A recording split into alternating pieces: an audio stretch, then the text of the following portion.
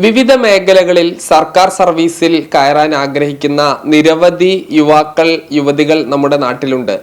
എന്നാൽ ആരോഗ്യ രംഗത്ത് ഈ മെഡിക്കൽ കോളേജുകൾ അതോടൊപ്പം തന്നെ മറ്റ് സർക്കാർ ആശുപത്രിയേക്കാൾ കൂടുതൽ ഡോക്ടർമാർ അവർ ഒപ്റ്റ് ചെയ്യുന്നത് സ്വകാര്യ ആശുപത്രികളാണ്. അതിന് പ്രധാനപ്പെട്ട കാരണം അവർക്ക് ലഭിക്കുന്ന വലിയ ശമ്പളം തന്നെയാണ്.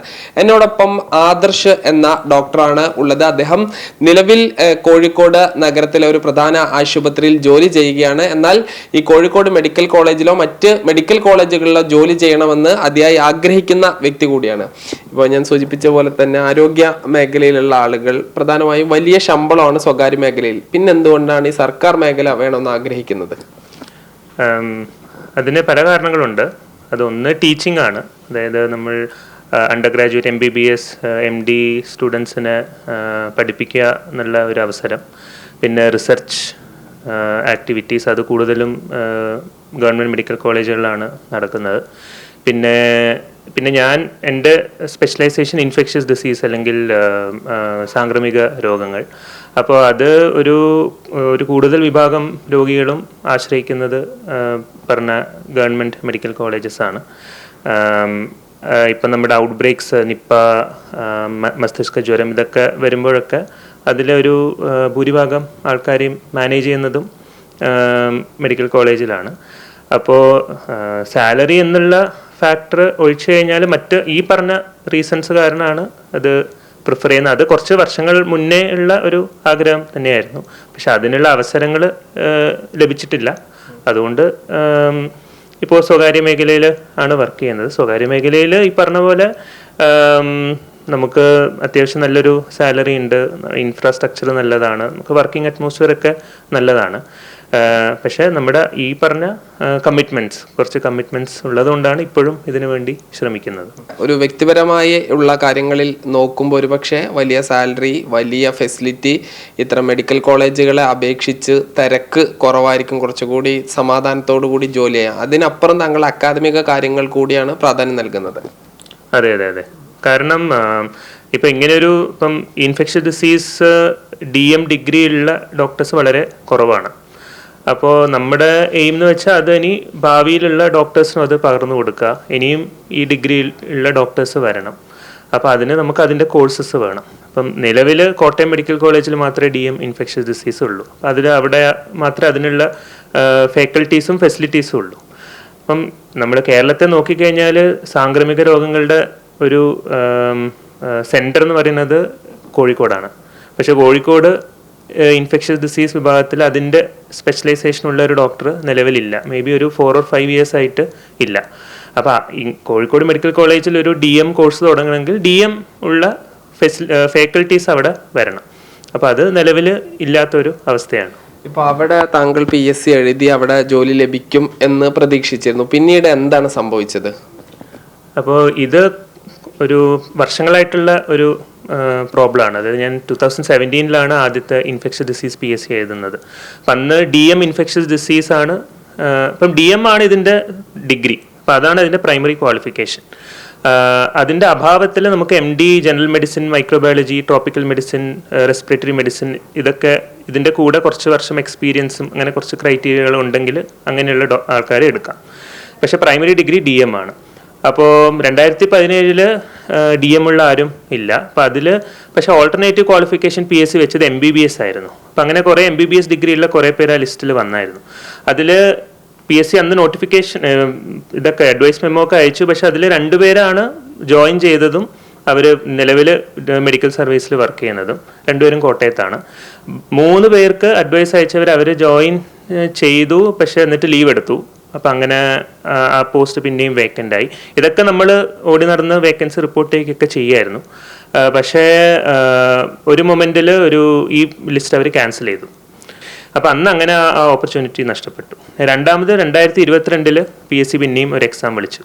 അതിൽ ക്വാളിഫിക്കേഷൻ പറഞ്ഞത് MD അല്ലെങ്കിൽ MS അല്ലെങ്കിൽ DNB ഇൻ ഇൻഫെക്ഷ്യസ് ഡിസീസ്. അങ്ങനെ ഒരു കോഴ്സ് ഇന്ത്യയിൽ മുന്നേ ഉണ്ടായിട്ടുമില്ല, ഇപ്പോഴും ഇല്ല, ഇനി അത് ഉണ്ടാവാനും പോകുന്നില്ല.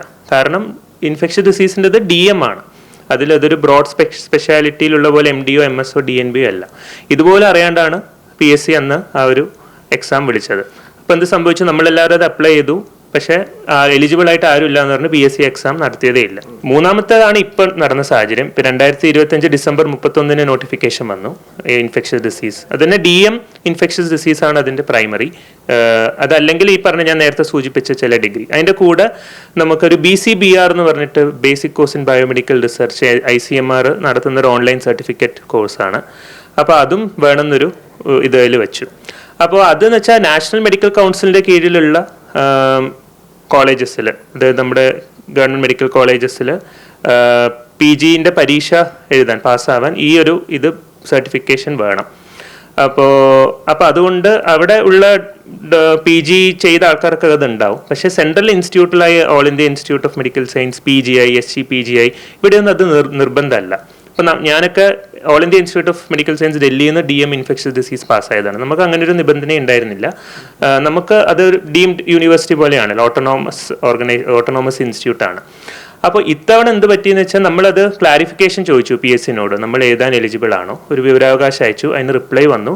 അത് അപേക്ഷകളുടെ സൂക്ഷ്മ പരിശോധന സമയത്ത് തീരുമാനിക്കുമെന്ന് പറഞ്ഞു. അൾട്ടിമേറ്റ്ലി നമ്മൾ എലിജിബിൾ ആണ്, അത് നമുക്ക് ഹോൾ ടിക്കറ്റ് വന്നു. നമ്മൾ എക്സാം എഴുതാൻ എലിജിബിൾ ആണെന്നാണല്ലോ അത് ഉദ്ദേശിക്കുന്നത്. നമ്മൾ എക്സാം എഴുതി ഷോർട്ട് ലിസ്റ്റ് വന്നപ്പം എൻ്റെ ഒരു സുഹൃത്ത് സിമിലർ ഇതുള്ള DM ഓൾ ഇന്ത്യ ഇൻസ്റ്റിറ്റ്യൂട്ടിൽ നിന്ന് കഴിഞ്ഞു. പക്ഷേ ഈ BCBR നമുക്ക് മുന്നേ ഉണ്ടായിരുന്നില്ല. ആ കാരണത്താലാണ് എന്ന് വിചാരിക്കുന്നു നമ്മൾ ഡിസ്ക്വാളിഫൈ ആയി. അപ്പോൾ ഇത്തവണ നമ്മൾ ഈ എക്സാം എഴുതി, ഈവൻ എക്സാമിൻ്റെ ക്വസ്റ്റ്യൻ പേപ്പറിൽ ചില ഡൗട്ട്സ് നമ്മൾ ചലഞ്ച് ചെയ്യുക വരെ ചെയ്തായിരുന്നു. അപ്പോൾ ഇതെല്ലാം കഴിഞ്ഞിട്ടാണ് നിങ്ങൾ എലിജിബിൾ അല്ല എന്ന് പറഞ്ഞിട്ട് ഷോർട്ട് ലിസ്റ്റിൽ വരുന്നത്. അതിപ്പോൾ ഒരു ഓൺലൈൻ കോഴ്സ് ആണല്ലോ, സ്വാഭാവികമായിട്ട് അത് നിങ്ങൾക്ക് എഴുതിയെടുക്കാൻ പറ്റില്ലേ? നമ്മളത് അതിൻ്റെ തൊട്ട് ശേഷം ഫെബ്രുവരിയിലാണ് നോട്ടിഫിക്കേഷൻ, അതായത് ആപ്ലിക്കേഷൻ്റെ ലാസ്റ്റ് ഡേറ്റ് വന്നത്. മാർച്ചിലുള്ള സെഷനിൽ നമ്മളത് ക്ലിയർ ചെയ്തതാണ്. നമ്മൾ അതിൻ്റെ സർട്ടിഫിക്കറ്റ് പിന്നീട് PSC പറഞ്ഞിട്ട് നമ്മളത് അപ്ലോഡ് ചെയ്തതുമാണ്. ഈ മെഡിസിനെ സംബന്ധിച്ച് അത്ര വലിയൊരു കോഴ്സ് ഒന്നുമല്ല, ഓൺലൈൻ ഒരു പ്രോഗ്രാം മാത്രമാണ്. അതെ, അതൊരു ആർക്ക് വേണമെങ്കിലും എഴുതിയെടുക്കാവുന്ന ഇതാണ്. അതിൽ കുറച്ച് മോഡ്യൂൾസ് ഉണ്ട്, അത് അറ്റൻഡ് ചെയ്യുക, കുറച്ച് എക്സാംസ് ഉണ്ട്, പിന്നെ ഫൈനൽ ഒരു എക്സാം ഒരു സെൻറ്ററിൽ പോയിട്ട് എഴുതുക. അത് എല്ലാവർക്കും ഉണ്ട്. അത് എഴുതി കഴിഞ്ഞാൽ എഴുതുന്ന എല്ലാവരും അത് പാസ്സാവുന്ന ഒരു എക്സാമാണ്. അതിൻ്റെ ബേസിസിൽ ഞാൻ DM ഓൾ ഇന്ത്യ ഇൻസ്റ്റിറ്റ്യൂട്ടിൽ നിന്ന് കഴിഞ്ഞ് ഞാൻ ഈ റിസർച്ച് ചെയ്യുന്നതിന് എലിജിബിൾ അല്ല എന്ന് പറയുന്നതിൽ ഒരു ന്യായീകരണമില്ല. ഓൾ ഇന്ത്യ ഇൻസ്റ്റിറ്റ്യൂട്ടിൽ നിന്ന് കഴിഞ്ഞ ഒരാൾക്ക് ഇത് വേണം, PG കഴിഞ്ഞ് പുറത്തിറങ്ങാൻ ഈ ഓൺലൈൻ കോഴ്സ് വേണമെന്ന് അവിടെ നിബന്ധന ഇല്ല. അതെ, പിന്നെ NMC നാഷണൽ മെഡിക്കൽ കമ്മീഷൻ പറയുന്നത് അവരുടെ 2025 റെഗുലേഷൻ അനുസരിച്ച് അസിസ്റ്റന്റ് പ്രൊഫസറിന് അവർ അതൊരു ക്രൈറ്റീരിയ ആയിട്ട് വെക്കുന്നുണ്ട്. പക്ഷേ നമ്മളിപ്പം SGPGI PGI അവരുടെയൊക്കെ ഫാക്കൽറ്റി റിക്രൂട്ട്മെന്റ് നോക്കിക്കഴിഞ്ഞാൽ ഈ BCBR അവർ അസിസ്റ്റന്റ് പ്രൊഫസറിന് പറയുന്നുണ്ടെങ്കിലും അതില്ലാത്തവർ ജോയിൻ ചെയ്തിട്ട് 1 വർഷത്തിനുള്ളിൽ എഴുതിയെടുത്താൽ മതി എന്നുള്ള ക്ലോസ് പറയുന്നുണ്ട്. പിന്നെ ഇതൊരു പോയിന്റ്. ഇത് കൂടാണ്ട് ഇതിലിപ്പോൾ ഓൾട്ടർനേറ്റീവ് ക്വാളിഫിക്കേഷൻ എന്ന് പറഞ്ഞല്ലോ, DM-ന്റെ അഭാവത്തിൽ MD മെഡിസിൻ അങ്ങനെയുള്ളവരും അതിൻ്റെ കൂടെ കുറച്ച് 3 വർഷം. അപ്പോൾ PSCൻ്റെ നോട്ടിഫിക്കേഷൻ വായിച്ചു നോക്കി, അത് വളരെ വേഗമായിട്ടുള്ള ഡിസ്ക്രിപ്ഷനാണ്.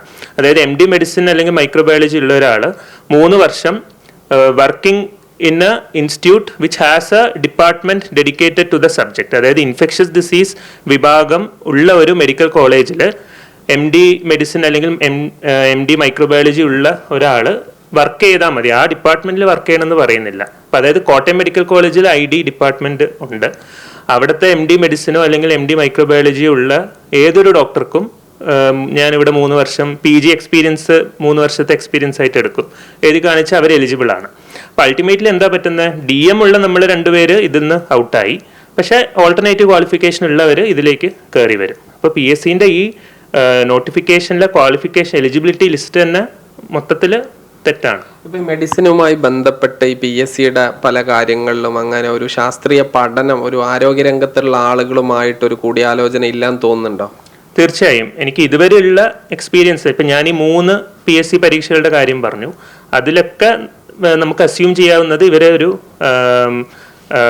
ഇപ്പം DME-എന്നോ അവരെന്നൊന്നും ഒരു ഇതെടുക്കുന്നില്ല, ഒരു അഡ്വൈസോ കാര്യങ്ങളോ എടുക്കുന്നില്ല. ഇവർക്ക് തോന്നുന്ന പോലെ ഏതൊക്കെയോ സൈറ്റുകളൊക്കെ നോക്കിയിട്ട് അല്ലെങ്കിൽ സ്വന്തം ഭാവനയിൽ നിന്ന് മെനഞ്ഞെടുക്കുന്ന ക്വാളിഫിക്കേഷനും കാര്യങ്ങളാണ്. അതിൻ്റെ ബെസ്റ്റ് എക്സാമ്പിൾ 2022 ഞാൻ പറഞ്ഞ ആ എക്സാമാണ്. അതിൻ്റെ നോട്ടിഫിക്കേഷനൊക്കെ ഇപ്പോഴും സൈറ്റിൽ കിടപ്പുണ്ട്.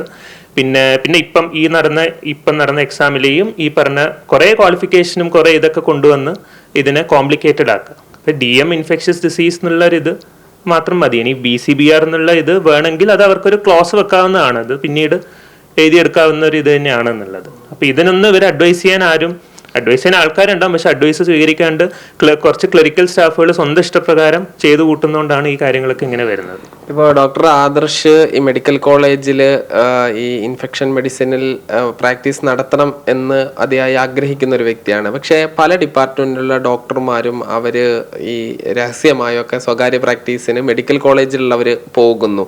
അപ്പം അങ്ങനെ കാണുമ്പോൾ എന്താ തോന്നുന്നത്? അല്ല, അത് എന്താ വെച്ചാൽ നമുക്ക് ജീവിക്കാൻ നമുക്ക് സാലറി കാര്യങ്ങളും വേണം, അത്യാവശ്യം നല്ലൊരു പേയ്മെൻറ്റ് വേണം. ആസ് ഓഫ് നൗ മെഡിക്കൽ കോളേജസിലെ ബേസ്, അതായത് നമ്മൾ എൻട്രി പേ വളരെ കുറവാണ്. അതിനുവേണ്ടി കഴിഞ്ഞ ഗവൺമെൻറ്റിൻ്റെ ഒരു ലാസ്റ്റ് ടൈമിൽ KGM-CT ഒക്കെ സമരവും കാര്യങ്ങളൊക്കെ നടത്തിയിരുന്നതാണ്. അപ്പോൾ അതിൽ ചെറിയ പോസിറ്റീവ് റിപ്ലൈ കിട്ടിയിട്ടുണ്ടെന്നാണ് മനസ്സിലായത്. അപ്പോൾ നമുക്ക് മിക്ക ആൾക്കാരും ഈ സ്വകാര്യ പ്രാക്ടീസ് ചെയ്യുന്നത് അങ്ങനെ കിട്ടുന്ന ശമ്പളം കൊണ്ട് നമ്മുടെ ഇപ്പോൾ ഒരു കോഴിക്കോട് ഒരു സ്കൂളിൽ കുട്ടീനെ ചേർക്കണമെങ്കിൽ തന്നെ ഒരു വർഷം ഒരു 60,000 to 1 lakh അടുത്ത് പൈസ വരും. അപ്പോൾ ഇതൊന്നും മീറ്റ് ചെയ്യാൻ പറ്റാത്ത സാഹചര്യത്തിലാണ് പല ഡോക്ടേഴ്സും അങ്ങനെ സ്വകാര്യ പ്രാക്ടീസിന് പോകുന്നത്. അപ്പോൾ അത് ഓരോരുത്തരുടെ പ്രിഫറൻസും കാര്യങ്ങളുമാണ്. ഇപ്പോൾ ലോ അതിന് അഗെയിൻസ്റ്റ് ആണെങ്കിൽ നമ്മളത് ചെയ്യാൻ പാടില്ല. പക്ഷെ എന്ന് വെച്ചാൽ എനിക്ക് പോകുന്നവരോട് നിങ്ങളത് ചെയ്യാൻ പാടില്ല, ഞാനത് ചെയ്യുന്നില്ല, നിങ്ങളത് ചെയ്യാൻ പാടില്ല എന്നും പറയാൻ പറ്റില്ല. പക്ഷെ അൾട്ടിമേറ്റ്ലി ഈ ഗവൺമെൻറ് മെഡിക്കൽ കോളേജസിൽ വരുന്ന പേഷ്യൻസിൻ്റെ കെയർ ഇല്ലാണ്ടാക്കിക്കൊണ്ട് പുറത്തൊരു സ്വകാര്യ പ്രാക്ടീസ് പാടില്ല. ആ ഒരു ഒപ്പീനിയനാണ് എനിക്കുള്ളത്. ഈ കോഴിക്കോട് ഈ കഴിഞ്ഞൊരു 8 വർഷമായി നിപ്പ ഏതാണ്ട് എല്ലാ വർഷവും വരുന്നു. അതോടൊപ്പം തന്നെ HIV രോഗികൾ നമ്മൾക്ക് അറിയാത്ത ആളുകളായി തന്നെ ഒരുപാട് ഉണ്ട്. അപ്പോൾ ഈ ഇൻഫെക്ഷൻ മെഡിസിനിലെ ഈ സ്പെഷ്യലൈസ് ചെയ്ത ഡോക്ടർമാരില്ലാത്തത് എത്രത്തോളം ഇത്ര അധികം ആയിരക്കണക്കിന് രോഗികൾ വരുന്ന ഒരു ആശുപത്രിയെ ബാധിക്കുന്നുണ്ട്? തീർച്ചയായും. കാരണം ഇൻഫെക്ഷ്യസ് ഡിസീസ് ഒരു അസിസ്റ്റന്റ് പ്രൊഫസർ അല്ലെങ്കിൽ ഒരു ഫാക്കൽറ്റിൻ്റെ അഭാവത്തിൽ ഇന്റേണൽ മെഡിസിനിലെ ഡോക്ടേഴ്സാണ് ആ വാർഡിലെ പേഷ്യൻസിന്, അതായത് HIV അടക്കമുള്ള പേഷ്യൻസിൻ്റെ കാര്യങ്ങൾ കൈകാര്യം ചെയ്യേണ്ടത്. അപ്പോൾ അത് അവർക്ക് ഇന്റേണൽ മെഡിസിനിൽ തന്നെ ഇഷ്ടംപോലെ പേഷ്യൻ്റ് കെയർ വർക്കും പിന്നെ ടീച്ചിങ് വർക്കും കാര്യങ്ങളുണ്ട്. അപ്പോൾ അതിന് എക്സ്ട്രാ ടൈം എടുത്തിട്ടാണ് അവരത് ചെയ്യേണ്ടത്. പിന്നെ ഇപ്പം നിങ്ങൾ ഇപ്പോൾ സൂപ്പർ സ്പെഷ്യാലിറ്റി ഏത് നോക്കിയാലും, ഇപ്പോൾ ഒരു കാർഡിയോളജിസ്റ്റ് ആയാലും ഗ്യാസ്ട്രോൻട്രോളജിസ്റ്റ് ആയാലും അവരുടെ എക്സ്പെർട്ട് ഇത് വേണ്ടുന്ന കുറച്ച് കാര്യങ്ങളുണ്ട്. അതുപോലെ ഒരു ഇൻഫെക്ഷ്യസ് ഡിസീസ് എക്സ്പേർട്ടിൻ്റെ ഇത് വേണ്ടുന്ന കുറച്ച് കാര്യങ്ങളിൽ ഒന്നാണ് HIV മെഡിസിൻ എന്ന് പറയുന്നത്. അപ്പോൾ നിലവിൽ ഇപ്പം നിങ്ങൾ കോഴിക്കോട് മെഡിക്കൽ കോളേജിലെ HIV treatment centre, ART treatment സെൻറ്ററിൽ മുന്നത്തെ MOനോട് ചോദിച്ചു കഴിഞ്ഞാൽ അവർക്ക് ഇപ്പോഴത്തെ ഒരു ഡിഫിക്കൽട്ട് സിറ്റുവേഷൻ പറയാൻ പറ്റും. അതായത് നമുക്ക് എക്സ്പേർട്ട് ഇത് ഇല്ലാത്തതുകൊണ്ട് കുറേ പേഷ്യൻസിന് അവിടെ വരാൻ പറ്റുന്നില്ല. അതായത് വന്നാലും ഒരു എക്സ്പേർട്ട് കെയർ ഇല്ലാത്തതുകൊണ്ട് ഉള്ള പ്രശ്നങ്ങൾ ഉണ്ട്, തീർച്ചയായും ഉണ്ട്. പിന്നെ ഇത് മാത്രമല്ല, ഇപ്പം കോഴിക്കോട് മെഡിക്കൽ കോളേജ് എന്ന് പറഞ്ഞാൽ നിരവധി ട്രാൻസ്പ്ലാന്റുകൾ നടക്കുന്ന, റീനൽ ട്രാൻസ്പ്ലാന്റ് നടക്കുന്ന സ്ഥലമാണ്. ഹെമറ്റോളജി വിഭാഗമുണ്ട്, ക്യാൻസർ കീമോതെറാപ്പി. അപ്പോൾ ഹെമറ്റോളജിയിൽ ഇതുവരെ അവർ ട്രാൻസ്പ്ലാന്റ് തുടങ്ങിയിട്ടില്ല. കാരണം ഹെമറ്റോളജിയിൽ ട്രാൻസ്പ്ലാന്റ് തുടങ്ങണമെങ്കിൽ ഒരു ഇൻഫെക്ഷ്യസ് ഡിസീസ് സ്പെഷ്യലിസ്റ്റിന്റെ പ്രസൻസ് കൂടി വേണം. കാരണം പോസ്റ്റ് ട്രാൻസ്പ്ലാന്റ് വരുന്ന ഇൻഫെക്ഷൻസ് ഉണ്ട്. അപ്പോൾ ഇതിലൊക്കെ നമ്മൾ ഗൈഡായിട്ട് ഇതിന് എക്സ്പെർട്ട് ഇതായിട്ട് നിൽക്കുന്ന ID സ്പെഷ്യലിസ്റ്റ് ആണ്. അവർക്കത് കോൺഫിഡൻ്റ്ലി തുടങ്ങണമെങ്കിൽ എപ്പോൾ വേണമെങ്കിലും ഇതിന് ചോദിക്കാൻ, മീൻസ് ഇതിനൊരു ഡൗട്ട് ക്ലിയർ ചെയ്യാനോ അല്ലെങ്കിൽ ഒരു കൺസൾട്ടേഷൻ കാണാനുള്ള ഒരു ID സ്പെഷ്യലിസ്റ്റ് ആവശ്യമാണ്. അതുണ്ടെങ്കിൽ അവർക്കത് കോൺഫിഡൻ്റ് ആയിട്ട് തുടങ്ങാൻ പറ്റുള്ളൂ. പിന്നെ ഔട്ട് ബ്രേക്സ്, നിപ്പ അങ്ങനെയുള്ള മസ്തിഷ്ക ജ്വരം ഉള്ള ഔട്ട് ബ്രേക്സ് അത് ജനറൽ മെഡിസിൻ ഡോക്ടേഴ്സ് വളരെ ഭംഗിയായിട്ട് അത് നോക്കുന്നുണ്ട്. പക്ഷെ എന്നാലും ചില സന്ദർഭങ്ങളിലൊരു ID ഡോക്ടറിൻ്റെ ഇത് വേണം. ഇൻഫെക്ഷ്യസ് ഡിസീസ് ഡോക്ടർ ഒരു 4 വർഷം മുന്നേ വരെ doctor Sheela Mathew madam Kozhikode medical കോളേജിൽ വളരെ ഭംഗിയായിട്ട് കൊണ്ടുനടന്ന ഡിപ്പാർട്ട്മെൻറ്റ് ആണ്. അപ്പോൾ അത് കണ്ടിന്യൂ ചെയ്ത് പോകണം. അത് കോഴിക്കോട് ഇൻഫെക്ഷൻസിൻ്റെ ഒരു സെൻ്ററായ കോഴിക്കോട് അവിടുത്തെ മെയിൻ മെഡിക്കൽ കോളേജിൽ അങ്ങനെ ഒരു ഡിപ്പാർട്ട്മെന്റ് ഒരിക്കലും അനാഥമായിട്ട് പോകരുത്. ഇപ്പോൾ ഈ രോഗികളുടെ കാര്യമാണ് നമ്മൾ സംസാരിച്ചത്. അതോടൊപ്പം തന്നെ അവിടുത്തെ മെഡിക്കൽ സ്റ്റുഡൻസ് ഉണ്ട്, അവർക്കും അവിടെ ഡോക്ടേഴ്സ് ഉണ്ടെങ്കിൽ സ്വാഭാവികമായിട്ട് അവിടെ വരുന്നതിനും അവിടെ ഹൗസ് സർജൻസി സ്റ്റുഡൻസിനൊക്കെ അവിടുത്തെ എക്സ്പീരിയൻസ് ഉണ്ട്, അവർക്ക് കൂടി നഷ്ടമാവുമല്ലേ?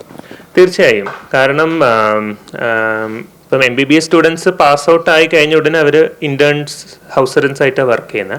അവർ കാണുന്ന ഒരു പകുതിയിലടുത്ത് കേസുകൾ നമ്മുടെ കോമൺ കമ്മ്യൂണിറ്റിയിൽ നിന്ന് വരുന്ന ഇൻഫെക്ഷൻസും കാര്യങ്ങളായിരിക്കും. ആൻറ്റിബയോട്ടിക്കുകൾ എപ്പോൾ യൂസ് ചെയ്യണം, എങ്ങനെ യൂസ് ചെയ്യണം, നമ്മളതിന് ആൻറ്റിമൈക്രോബിയൽ സ്റ്റിവേർഡ്ഷിപ്പ് എന്ന് പറയും. ഈ കാര്യങ്ങളൊക്കെ അവർക്ക് നല്ല രീതിയിൽ പഠിപ്പിച്ചു കൊടുക്കണം. ഇതൊക്കെ അവർ അവിടെ വരുന്ന പോസ്റ്റിങ്ങുകളിലും കാര്യങ്ങളിലൂടെയാണ് അവരത് പഠിക്കുന്നത്. അപ്പോൾ ഇതൊക്കെ നഷ്ടപ്പെട്ടു പോവുകയാണ്. എന്തായാലും കോഴിക്കോട് പോലെയുള്ള ഒരു മെഡിക്കൽ കോളേജിൽ സാംക്രമിക രോഗവിഭാഗത്തിൽ ഡോക്ടർമാരില്ല എന്നുള്ള കാര്യം തന്നെ ഞെട്ടിപ്പിക്കുന്നതാണ്. ആരോഗ്യ വകുപ്പിന്റെ അടിയന്തര ഇടപെടൽ ഉണ്ടാകുമെന്ന് വേണം പ്രതീക്ഷിക്കാൻ. ജയ്സൽ ബാബു പിലാശ്ശേരിക്കൊപ്പം സാജിദ് അജ്മൽ, മീഡിയ 1 കോഴിക്കോട്.